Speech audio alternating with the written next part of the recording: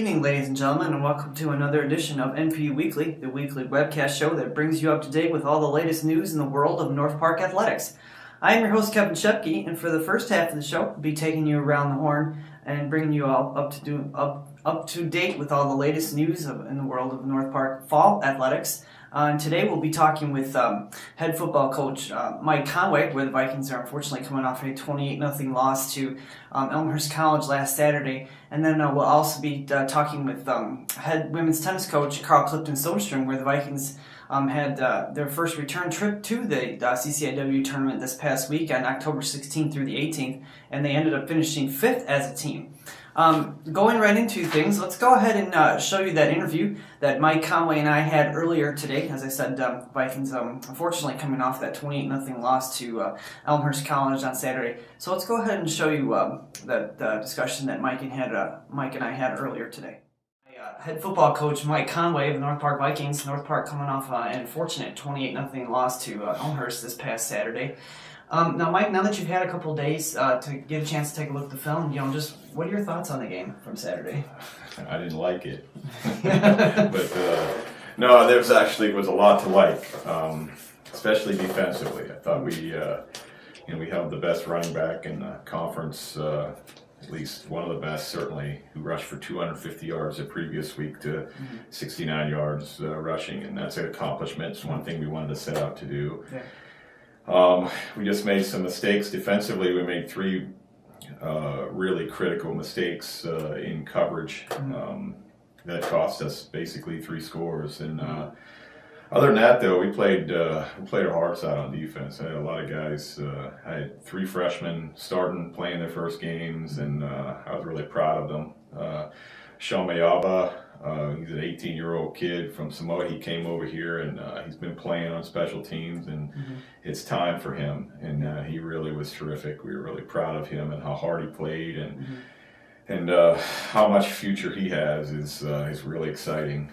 Awesome. And Nick French played a lot of football. I mean, we were without Phil Pendleton. We were without some of the other guys. Our captain was injured. He didn't play very much at all. He wasn't really able to play.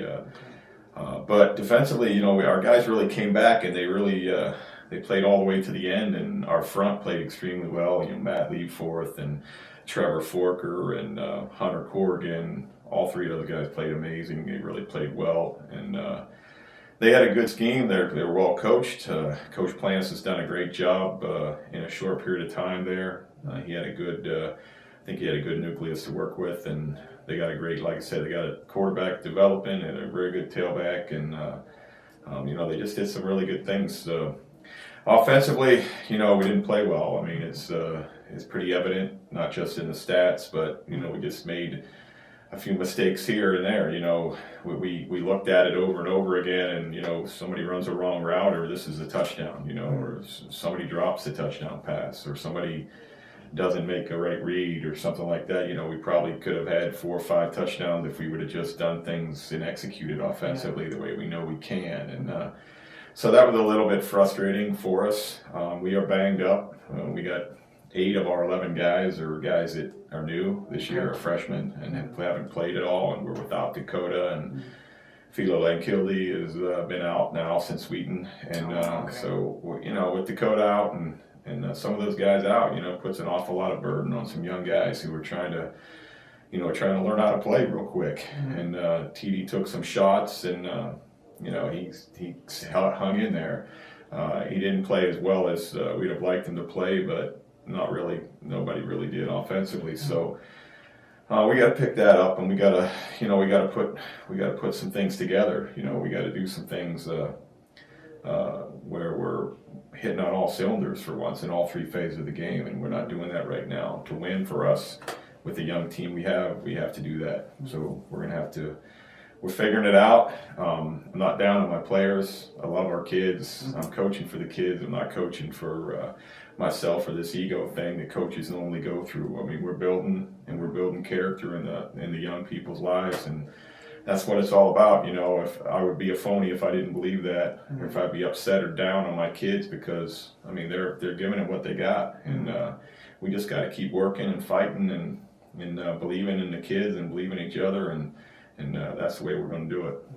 Obviously, a big week coming up now. You guys, homecoming week. You got Milliken coming in here on Saturday, a team you guys beat last year, 35-32. Talk about what the game plan is going to be now going into this weekend's game with Milliken. Well, don't think they don't know. Don't think they've been circling this one for a year. I mean, I think it's the first time in 41 years we beat them last year. So, I mean, they'll be ready to play, and they're a lot better than they were last year. I think they had a young team last year, and they had injuries and things like that were happening like everybody was. And they're playing much better. They got a better their quarterback is really developing. They got a good offensive line. They got a good system, a good scheme. They do a lot of things offensively. Defensively, they got some good-looking kids, man. They got some good-looking football players, and they're in the process of in a developmental mode, I think, as well. So we know they're going to come to play. They'll be more than a formidable. It'll be a close game, and we're hoping to. We've been so concerned about winning and getting on that right track, and we still are. But sometimes when you're winning, you lose track a little bit about what the game is all about. Is to have some fun and.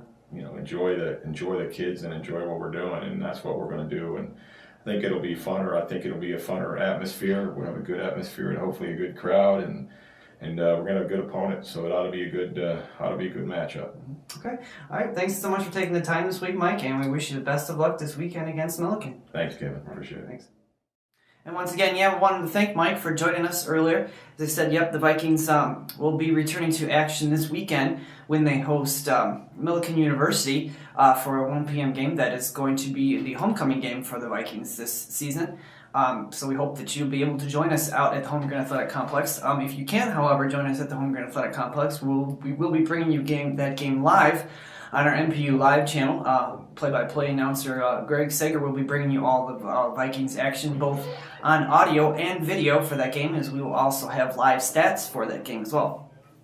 Moving to some of the other sports on campus, not only did women's tennis do an exceptional job this past weekend, but the women's rowing team ended their season on an unbelievable high note as they hosted the second annual Rowtoberfest, where they ended up winning the Rowtoberfest by the narrowest of margins. The novice 8 boats competed on the water. It was between 3 teams: North Park in Division I, NCAA Division I opponents, Northwestern and DePaul University. And the Vikings ended up defeating DePaul by the narrowest of margins, as I said, by not even 0.8 of a second. Final margin was North Park coming in with an 18 minutes and 59.2 timing, while DePaul had a 19-minute even timing, and Northwestern was at 23:28.3. So it was a very, very exciting weekend for interim coach Christina McKee and the Vikings as they finished off their non-traditional season. They will now be not returning to action again until early in March of next year, but they'll be going into an off-season of training and workouts, and that'll be starting back up in January for women's rowing. Moving right along to women's tennis, as I said, we were graciously joined by Carl Clifton Soderstrom here earlier today. As I said, the Vikings were coming off a 5th place showing in their first trip back to the CCIW conference tournament this past weekend. So let's go ahead and show you that interview that Carl and I had earlier today about the Vikings' performance at the tournament. Head women's tennis coach Carl Clifton Soderstrom. Vikings just ended their season this past weekend, October 16th through the 18th, where they finished 5th overall at the CCIW tournament. It was the Vikings' return trip to the CCIW tournament for the first time since the 2002 season. So, Carl, let's talk a bit about just what the ladies were able to do after kind of a up and down season, and just being able to come back as much as they did this past weekend to do what they did and finish 5th. Yeah. It was our first season back. Most of our players were freshmen, so it was a very young team. A number of them had not really experienced playing at the college level yet when they started the season. And so, we had a tough season against our conference rivals. We weren't able to get any full team wins throughout the season, but they worked hard all season. They kept improving between the assistant coach, Yannick Goossens, and myself. We just tried to keep the energy positive, and it really produced some results in this last weekend. So the conference tournament we were very happy with how they showed up to play and compete. Mm-hmm. Yeah. Talk about the resiliency of the girls, what they were just able to do in this tournament. I mean, especially number one singles player Lisa Daniels ends up finishing third in the medal round, gets a medal for doing what she was able to do. Talking about what she was able to do being a freshman. Yeah, so our number one singles, Lisa Daniels, came from South Africa this year. She's been an outstanding player all season. She was able to beat most of the conference competitors this season, but had trouble against Wheaton, Carthage, and Augustana. But in the tournament, she really brought a kind of tough mental game, and like you said, resiliency to her ability to play. She had a close match for the third place victory over Augustana. It was 9-7. She was down early. There was a little bit of tension in the game and I think she really found her focus and was able to sort of come together around that. So her only loss in the tournament was against the conference champion, Haley McPeak from Carthage.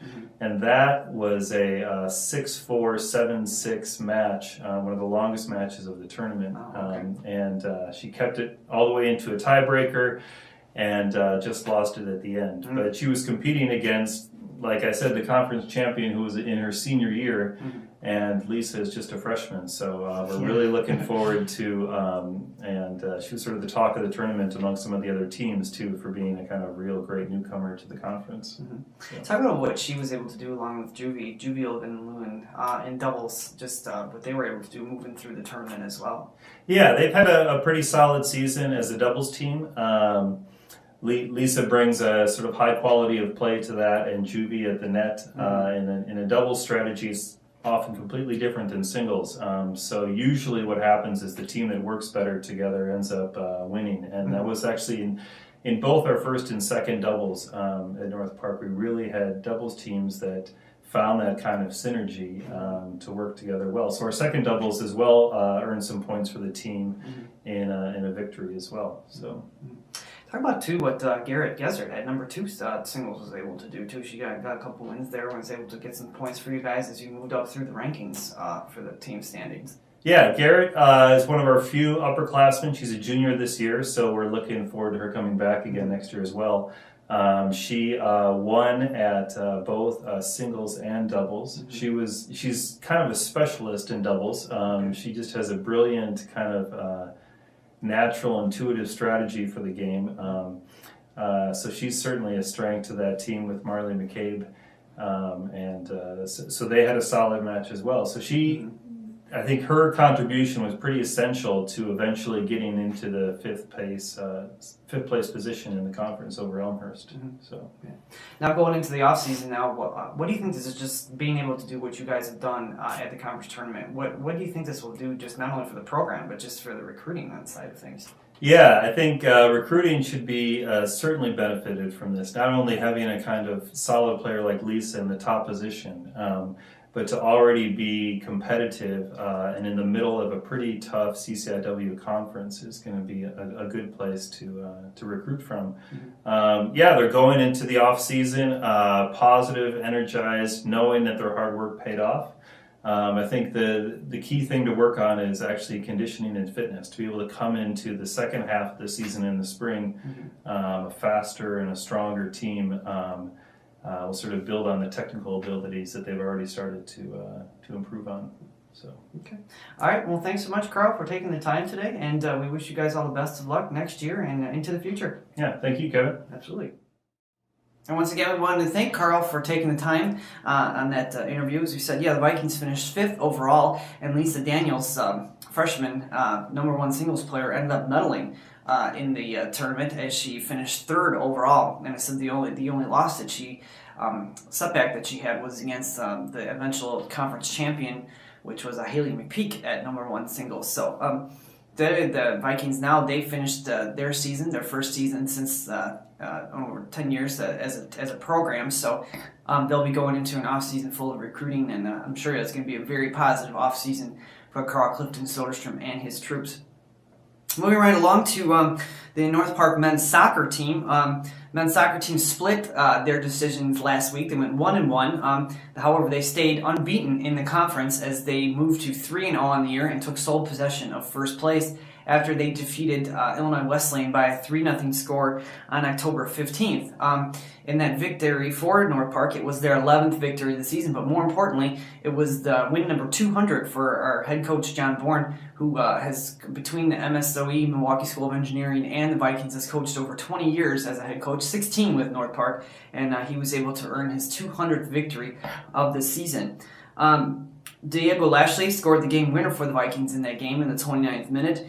Frederick Grafe also had a goal in the 48th minute, and Pedro Tamimosele scored his 11th goal of the year, his team leading 11th goal of the year in that matchup as North Park moved to 11-2 at that time during the season, during the week. Unfortunately, though, on Saturday they suffered a 2-1 setback to Dominican University out in River Forest. Pedro Tamimosele was the lone goal scorer for the Vikings in that game, as Dominican scored 2 goals in the second half. So the Vikings will be returning to action on Wednesday, when they host a doubleheader along with the women's soccer team.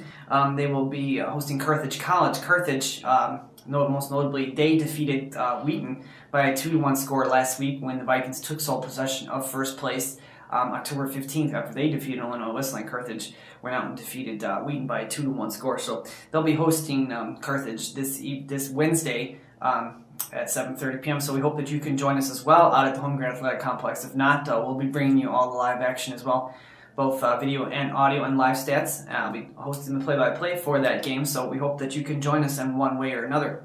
The cross-country teams, last week, they participated in the Bradley Pink Classic down in Peoria. The men's team finished 7th as a team, while the women's team finished 8th as a team. Probably the biggest note out of that meet was that Saul Lopez scored his lifetime best in an 8K race as he finished with a 27:51. And 4 out of the top 5 runners for the women's team recorded personal bests, led by Mia Gomez, who finished 12th with a 23:49 timing. So Vikings cross country doing an excellent job as they move toward now the CCIW championships that will be coming up soon for the Vikings, as they will be hopefully looking to get some top times in that meet, and possibly send some runners to the national meet. So moving right along, as I said, the women's volleyball team, they were the lone team on campus last week. They hosted number 8 Elmhurst College last week, and unfortunately lost the matchup by a 3-0 decision October 14th. Mona Lisa Fosvelu had 7 kills and 7 digs in that matchup, and Karen Rosales had 13 digs, which nearly tied her North Park career high. So we have a highlight from that matchup between North Park and Elmhurst. So let's go ahead and show you that right now. Number 12, Jackie Pavlonis. Serve is up. Intercepted by Williams. Gives it to Switzer. Break, tries to get over the net. She does. Intercepted by... Great block there by Haley Break. Point goes to the Vikings. March gives it over to the Vikings. Tapped over by Break. Point goes to the Vikings. They lead 4-2 here in the third set. Switzer serve is up. Over the net. Intercepted by Clemens. Gives it back to Nimrick. And a great save there by Savone Williams, who gives it to Switzer, gives it to McCowan. McCowan tips it over. March saves it. Great block there by the Vikings, and Karina Parsay. Her serve is up. Intercepted by Rosales. Gives it to Switzer. Gives it to Fosvelu. Fosvelu with the kill. Great job of Mona Lisa Fosvelu and the Vikings. Intercepted by Fosvelu. Gives it to Switzer. Great kill there by Savone Williams. They now take the lead back up to 2, 11-9. Vikings, number 9, Darby Switzer. Switzer serve is up. Intercepted by March. Ace by number 9, Darby Switzer. Vikings now lead 17-15 here in the third set. Serves up, intercepts March. Tapped over, intercepted by Rosales. Gives it Switzer, is tapped over again, gives it back to Williams. Williams gives it to Switzer, taps over by Fosvelu. Point goes to the Vikings. They now lead 21-15. They have a 6-point lead now. And as I said, the Vikings, unfortunately, coming off that 3-0 loss to Elmhurst. They later went to North Central College out in Naperville on Friday, and then ended up losing to a 3-0 decision out there. But Foss Value had her 12th double-digit kill performance of the season, as she finished with 10 kills to lead the Vikings offense. And freshman Darby Switzer also had 21 assists in that matchup. So the Vikings will be ending their regular season home schedule this Friday, when they'll be hosting a tri-match with both St. Mary's University of Minnesota and Augustana College, which will be one of their matchups for in conference. So the first matchup will be at 3 p.m. North Park will be taking on Augustana, and then St. Mary's and Augustana will face off against each other, and then the Vikings will face St. Mary's in the nightcap. So we'll be bringing you all live stats for all those games. Probably not going to be bringing you any live video or audio. Still maybe trying to work out some things for video and audio regarding that, because there will be some other homecoming activities going on campus that will be requiring the audio and video on our NPU Live channel. So we may only be able to bring you live stats for that matchup, but please stay tuned to our website this week for updates on those games. So moving right along, the final team of the week, women's soccer. They unfortunately lost to both North Central College 4-2 and on October 11th, and Illinois Wesleyan 10-1 last week. So Vikings looking to bounce back this Wednesday when they host Carthage College along with the men's team on October 2nd for their homecoming match. So we will be bringing you as well as live stats and live video and audio for that matchup as well. So we hope that you can join us for that as well that evening. So once again, we wanted to thank Mike Conway for joining us this week, as well as Carl Clifton Soderstrom, the women's tennis team. And we hope that you stay tuned to our North Park website this week for all the exciting Vikings action, as we bring you all of the homecoming action that will be coming up this week. So in the meantime, everyone, thank you so much for joining NPU Weekly, and go Vikings!